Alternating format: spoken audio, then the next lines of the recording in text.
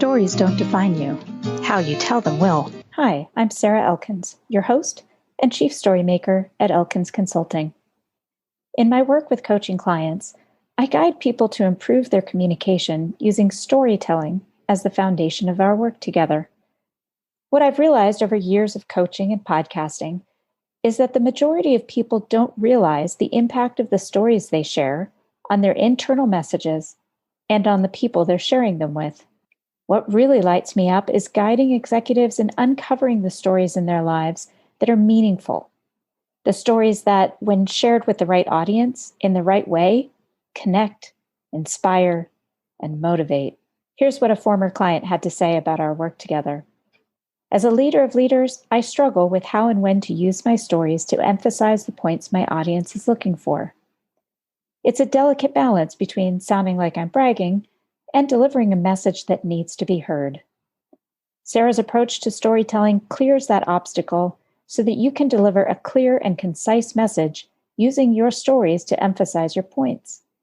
It's truly amazing when it all comes together. Greg McDonough, Blackburn Capital Advisors, and president of the Entrepreneurs Organization of Washington, D.C. Visit elkinsconsulting.com to learn more about working with me. What a pleasure today. I get to have Bob Berg on the Your Stories Don't Define You, How You Tell Them Will podcast. Thank you so much for joining me, Bob. Hey, Sarah. Honor is mine. So great to be with you. Well, it's funny how we met, and this is not that unusual given our circle of friends and the people that we seem to invite into our lives somehow or other. It was really Larry Boyer that first told me about you. Yeah, he's a great guy. And he's terrific. And he told me how he met you many years ago after writing an article about The Go-Giver, your book that I just recently read. And then my friend Aaron Scogan sent me a copy of the book, and I reached out to you. And I have to say, I wasn't surprised that you said yes. I was very pleased because it means that you're practicing what you preach. Oh, thank you. Yes. Well, not everybody walks the walk. They talk a good game about being a giver, but when it comes down to it, that's not really their first instinct. So I appreciated that.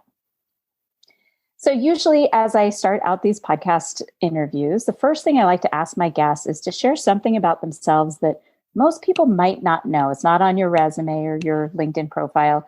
And I ask that so that our listeners have some context for who you are outside of what people know about you. So what do you think? Do you have something to share? I guess that I'm very, very much an introvert to the point of almost being a hermit when I don't have to be out of the house.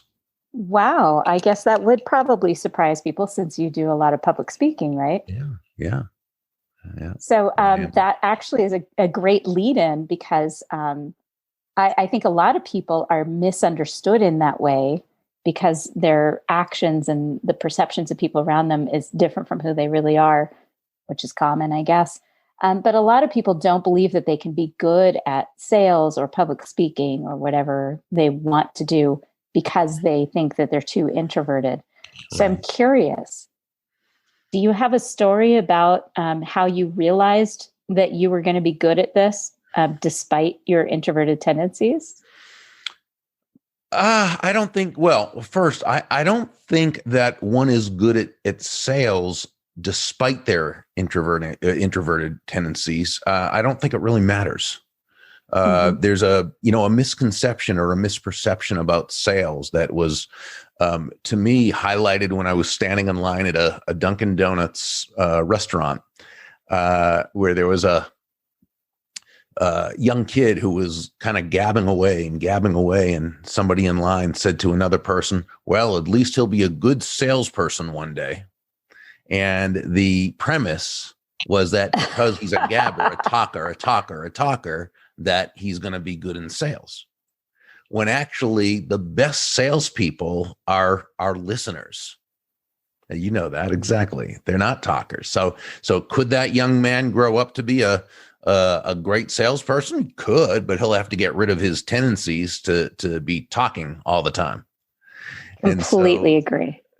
So in terms of, a story regarding being introverted in a salesperson, I don't think that has anything to do with it either way.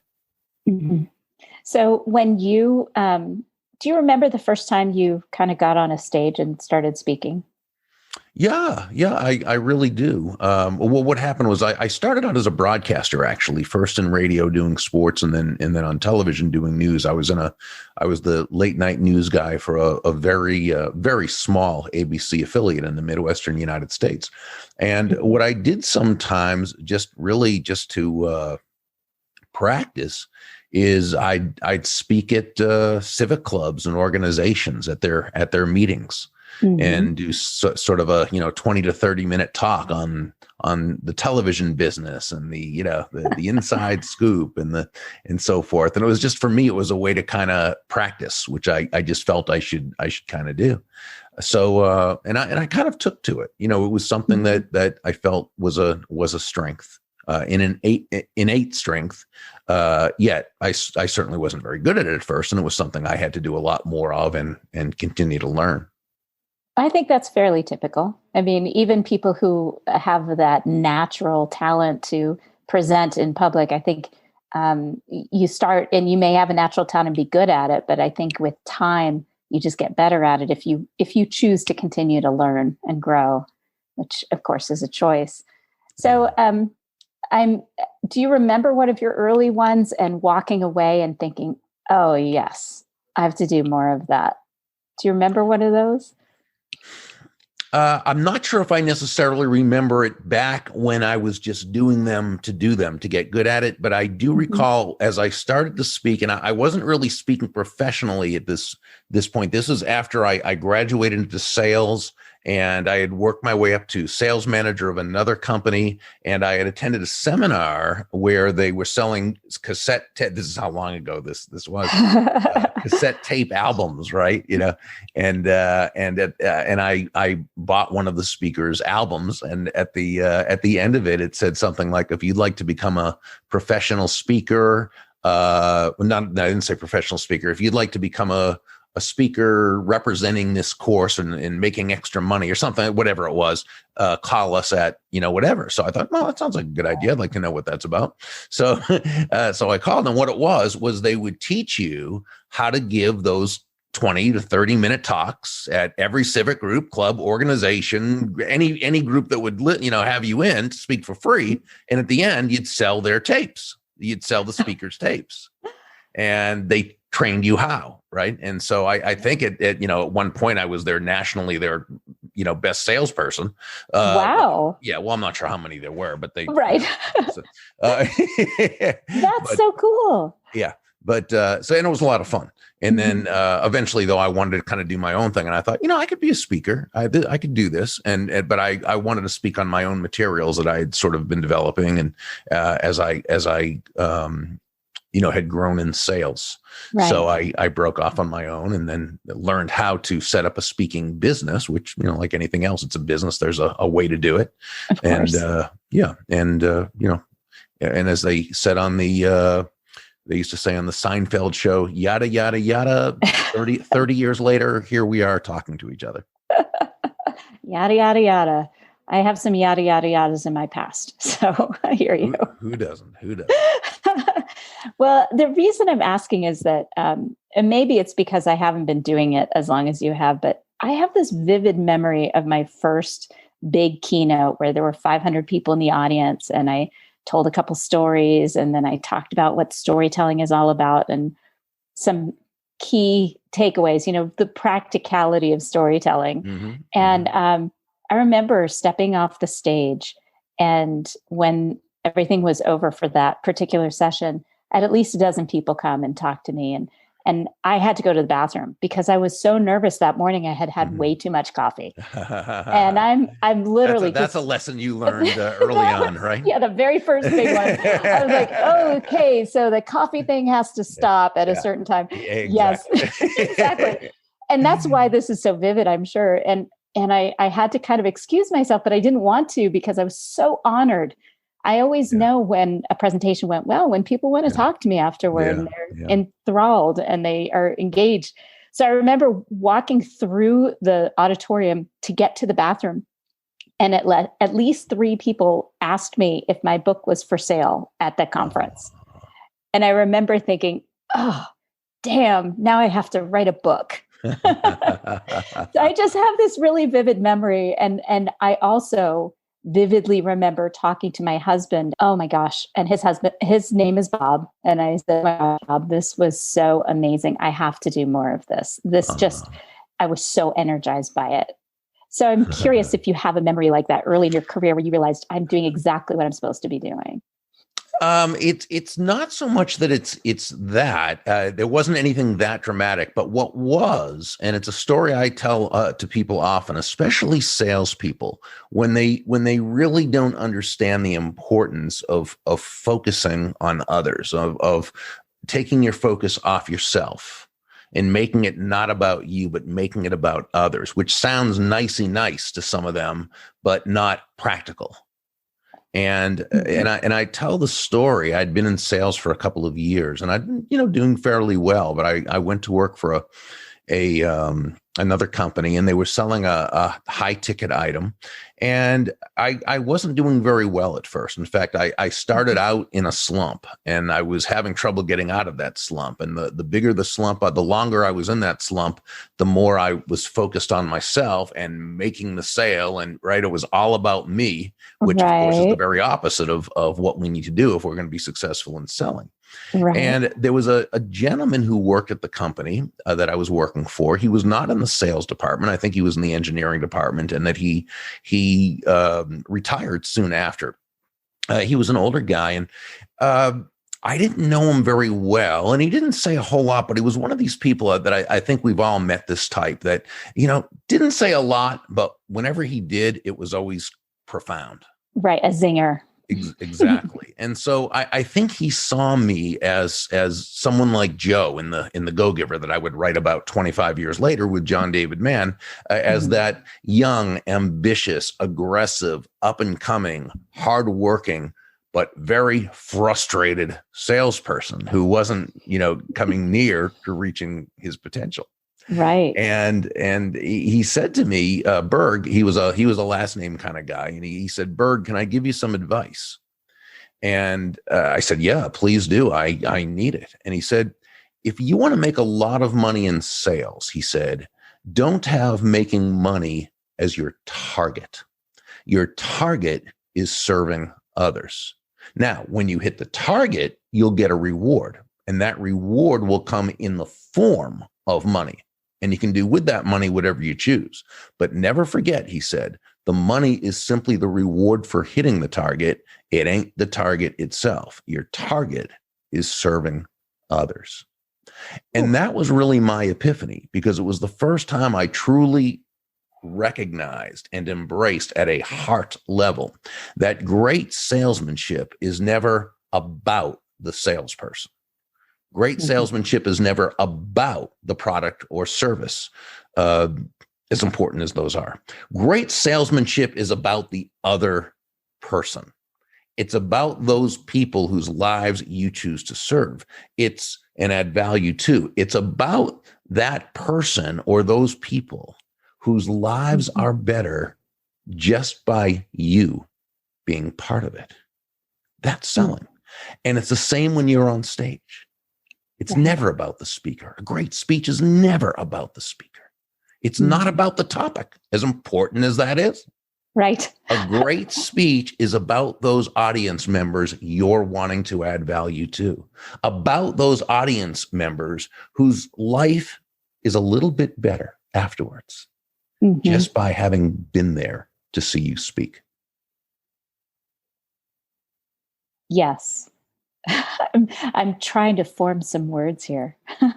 I was thinking about Kimberly Davis because she wrote Brave Leadership. I believe I love her. She's fantastic. One of my favorite books and favorite people. Yes, she's one of my dear friends. And when we were talking about public speaking and the nerves ahead of time, And she was telling me her story. I interviewed her for this podcast as well. And she was telling me her story of her TED Talk and how nervous she was. And the reality that, and she may have even mentioned you and the Go-Giver at that point, I don't remember, but she said, I had to take the focus off of me. It had to be about, what do I want the audience to take from this? Mm-hmm. What impact do I want to have? And that's her statement. What impact do I want to have? And so hearing you say it with such passion and care just really, it really resonates with me. It always has, but now hearing it again, you can't hear that too much. I think across the board. And I love this idea that the target isn't the money. The target is serving the person. And once you serve them, the money is what is the reward for that. I love that perspective. Well, it's why John David Mann and I say in one of the books in the series, we say that money is simply an echo of value. That's really what it is. Money is an echo of value. It's the thunder, if you will, to value's lightning, which really means nothing more than that the focus must be on the value you're providing another human being. The money you receive is a natural result of that value. Right. Mm-hmm. And I was thinking about the last part of Joe's story in The Go-Giver, because I think oftentimes we kind of close up our idea about what we want. So see the opportunity that actually lands in our lap if we can just open our eyes. Has that happened to you where you had that experience? Yeah, well, we talk about the fifth law, and that's the one we were talking about with Joe, the law of receptivity. That the key to effective giving is to stay open to receiving, right? Exactly. And that means really nothing more than an understanding that you breathe out, but you also have to breathe in if you're going to survive, if you're going to thrive, right? Never mind survive. And, you breathe out carbon dioxide, you breathe in oxygen, you breathe out, which is giving, you breathe in, which is receiving. Giving and receiving, despite the messages we receive from the world around us everywhere about lack, about, when it comes to prosperity, when it comes to abundance, when it comes to money, when it comes to business, people just paint it as such a horrible, evil thing. And I don't know why, other than I guess it's human nature, but that gets into people's heads on a very unconscious level because it's a message we hear and see all the time. So, we like to say that despite these messages, giving and receiving are not opposite concepts. They're simply two sides of the very same coin, like breathing out and breathing in. They work in tandem. It's not, are you a giver or a receiver? You're a giver and a receiver. Right. But what you know is that the laws of life say that the giving comes first. We plant before we harvest, right? We sow before we reap. We give value to others before we receive. But when we do that, we need to then be open to receiving. What's interesting is, it's one thing to say it, it's another to do it. And I remember soon after the book came out, my bookkeeper at the time, Trina, very wonderful person, she was over here doing some book work, and I noticed she had this really, really neat pen.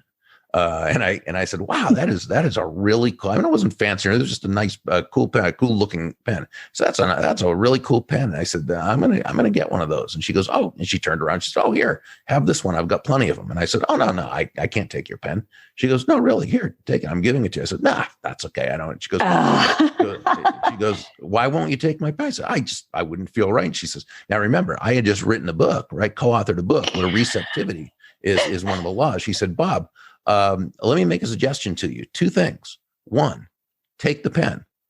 Two, say thank you. And I thought, oh, wow. I just, was not paying attention to my own book. That is exactly right. That's exactly the story I was looking for, Bob. Thank you. But I hear you. I think it's hard sometimes to accept help, to accept gifts, especially because reciprocity isn't direct all the time. It's not you give me something and then I give you something back. It's maybe you give something to me and then I pass it along to somebody else. Because it's not necessarily a direct reciprocity, I think sometimes it's hard to receive if we don't feel like we've given. And as an example of that, when my husband broke his leg many years ago, And it was really stressful in our house. We had 2 little boys and 2 dogs and a house built in 1890. And I remember just kind of hitting my wit's end. And I was really kind of stressed. Well, not kind of stressed. I was extremely stressed. And I remember I was just about to talk to my husband, and I don't think it would have come out very well. He's in his recliner with his leg up. I'm stressed. And I remember seeing one of our neighbors walking through our yard mowing our lawn. Now, I hadn't asked anyone for help.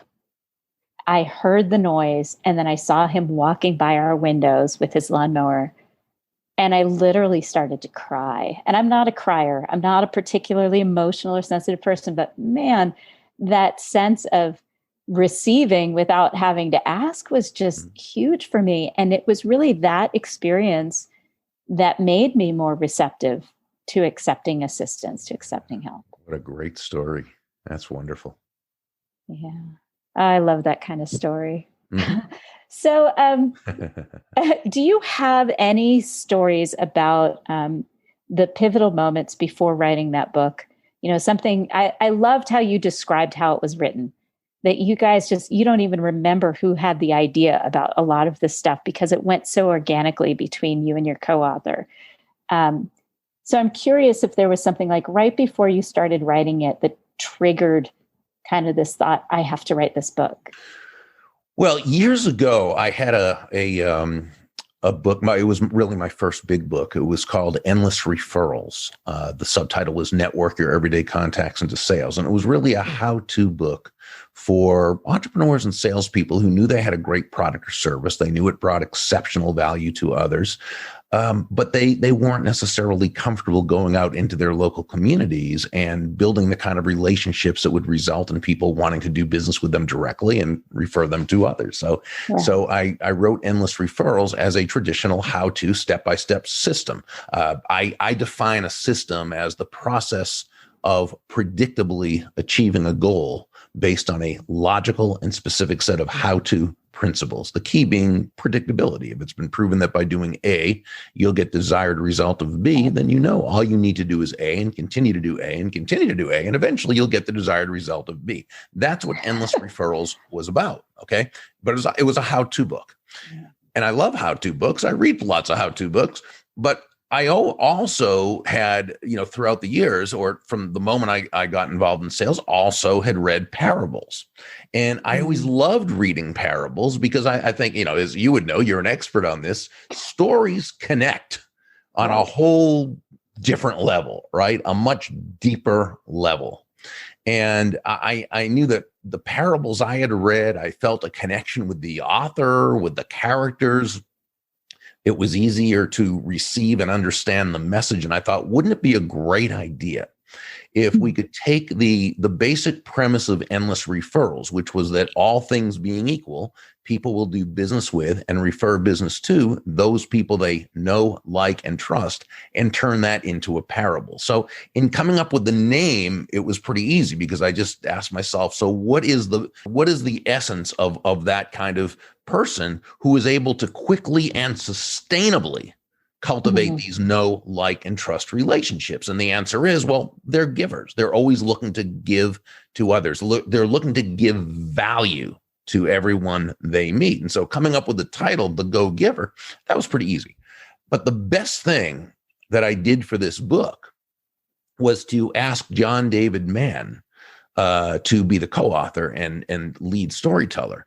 And when I say asked him to, I mean pleaded with him to, because I knew, John, I'm a how-to guy. I'm step 1, step 2, step 3. Right. John is a magnificent writer. And I knew him at the time. I'd never met him personally, but I knew him because he was the editor-in-chief of a magazine I used to write for. And every month I'd submit my articles and you've worked with editors before. They're great. They're knowledgeable, but sometimes they just leave your best stuff on the cutting room floor. They just make cuts without asking and take something out of context. And John wasn't like that. John was always polite and kind, and he'd send it back, let me know, I did this, I put this here, I took this out, is it okay? And he always ended it with, is it okay? And every month I'd write him back the same thing saying, John, not only is it okay, you write my stuff better than I write my stuff. And And back then, John wasn't very well known. He was known within a certain niche as being brilliant. Now, after The Go-Giver came out, he became sort of the golden boy of publishers and agents. So when they have a celebrity or an athlete or a business icon or someone who they want to have write a book, John's the ghostwriter or the co-author. Okay. And so he's got numerous best-selling books out there. But back then, very few people knew of this guy's brilliance. Fortunately, I was one of them who did. And so, he was still very busy at the time, though, and didn't know if he wanted to do it. But, later he told me, he said to his then fiance, now wife, Anna, he said to her, I really don't have time to do another project, do another book, but, it's Bob. How am I supposed to just say no without at least, and that's where the relationship comes in, right? The know, like, and trust relationship. So he and Anna who live in Western Massachusetts, they were down visiting her mom on the Gulf side of the Gulf Coast of Florida. And they took a 4-hour drive over one night. We had a 3-hour dinner to discuss the book and see what we thought about where it would go, how it would be written, what we wanted to do with it, the whole thing. He still wasn't totally persuaded, but about 3 weeks later, he called me and he said, I think we've got something here. So we actually wrote the book in maybe 2 or 3 months. But then we went through a year of, I think, 25 rejections, through our agent. She shopped the book around, 25 rejections from New York publishing houses. And finally, we came across the perfect publishing partner, which was Portfolio, a business book division of Penguin Random House. And they have just been absolutely wonderful and fantastic. So, what happened was exactly what was supposed to happen when it was supposed to happen. I am a big believer in that. Absolutely. And what I love about that story is the synchronicity, the thoughtfulness of meeting face to face to have this discussion. And I loved the thank yous, the acknowledgments in your book. I have to say, being somebody who believes so strongly in gratitude as a form of finding joy, reading those, I don't always read the acknowledgments in books. I have to admit, sometimes I don't even read the foreword. If I want to just get in and read it, I'll just do it. But your acknowledgments drew me in because one of my good friends, Melissa Hughes, who's also friends with Kimberly, it's all connected, wrote a book called Happy Hour with Einstein. And the first part is all about what we've learned about Einstein's brain as a result of finally getting to study it. And the second half is really, or the other 2/3 of the book is about how gratitude affects the brain, and then solid strategies on how to use that, how to apply that knowledge. So reading your gratitude in that book really spoke to me. It really resonated. So thank you for making that such an important part of your book. Thank you. I appreciate that. So I know we need to come full circle here, and I would love to hear one more story from you, if that's okay. I love the pen story because it definitely describes that whole being open and receptive to the gifts. So do you have another story that's similar to that, where you had to learn your own lesson? I have a lot of those. I have to practice what I preach and I forget. Well, I mean, I think life is, a continuing journey on learning. You hope so. Yeah, some of them we hope we don't have to overlearn and keep learning, and others, others we do. But yeah, I think I could go through a lot of those. I think some of the best stories, though, were the ones that we heard from people after the book came out. One thing that was surprising to us was that the early adopters of the book were not the ones that needed it at all. These were the people who had always been living their lives and conducting their business that way and were already very successful. And they would email John or they'd email me and they'd say something like, this is exactly how I built my business. So these are the exact things I did. And these were really very, very successful people. And they'd say, but the people who work for me or the people in my organization, they don't believe me. because remember, people have been brought up to believe it's this, that the people who make it are the ones who are ruthless and horrible and evil. And, and of course, it's a big world. There's lots of people out there who do bad things and so forth. But remember, those are the ones that get the coverage. Those are the ones that get the, the media. The ones you hear about. Yeah. And so what they were doing is they would buy the books for others. And I mean, we had very large orders, from different companies and organizations. And because they used us as third-party credibility. They were humble enough leaders to know that, they might not be believed themselves, right? Because you know how that is when you're too close to someone, they might love you, but they don't necessarily, you don't have the same credibility. So they used our book as third-party credibility.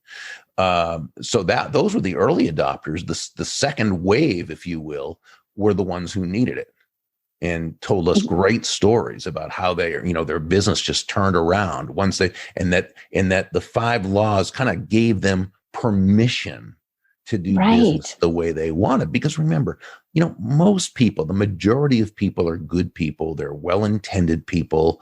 I think as human beings, we're built to desire to be part of something bigger than ourselves. We want to add value to the world. We want to be of value to those around us. And in business, we express that through our work. Right. And so, so most people want to really make a difference, and they also want to make a very nice income, which they should. And so what the book did is basically said, yes, it's not a matter of making a great income despite being good to others. It's making a great income because you're good to others, and you're right. And people wanted to hear that. They wanted to know that, and they wanted to know how to do it. Well, it's funny that you say that, because it's not what I would have expected, but it doesn't surprise me. It's similar to when you responded that you would, absolutely, I'd love to be on your podcast. It wasn't something that I thought about, but it didn't surprise me when I saw the results. So hearing that actually doesn't surprise me. And here's why. You've read books that you didn't necessarily need to read, but you read them because it felt good to have confirmation that you were on the right track. And that's what these people did. They read it. I did that with some of the raising your kids books. Like, I didn't read books about raising children. I just kind of went with it. And, just like any other parent, I messed up here and there. But I remember every once in a while when I worked at the library, I'd pick up a book about your 6-year-old, because I had a 6-year-old, and I would read through parts of it. And there was so much comfort in the confirmation that certain things that I was already doing that they were recommending. So yeah, that's neat. And when you're raising kids, that's a big deal, of course, the confirmation, but it's also confirmation for a leader who's been successful using those tools. And you're right. My friend calls it, well, you can't be a prophet in your own town.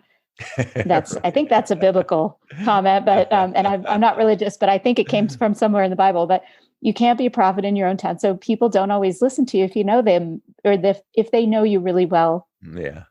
So that totally makes sense to me. And thank you for sharing that, because I think other listeners that might not think they need to read it because they're already go-givers, they already give.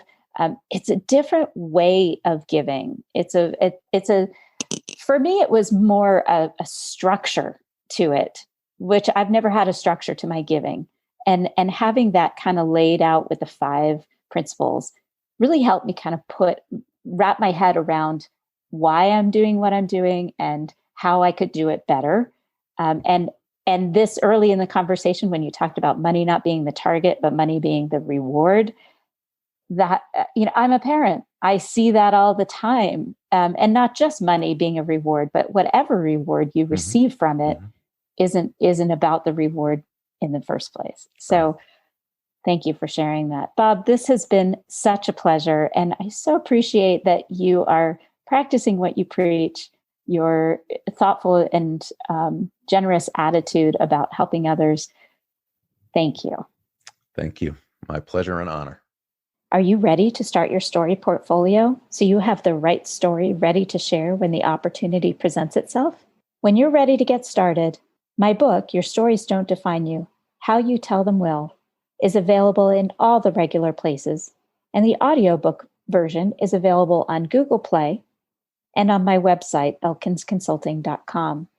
As a special bonus for listeners, the audiobook includes 2 songs recorded by my band, Spare Change, in my living room in Montana. Also on my website is a free podcast interview checklist. It's available to download to make sure you make the most out of your next podcast interview. If you enjoyed this podcast, please feel free to rate the podcast and leave a review. And let me know that you've done it so I can thank you properly. Thank you.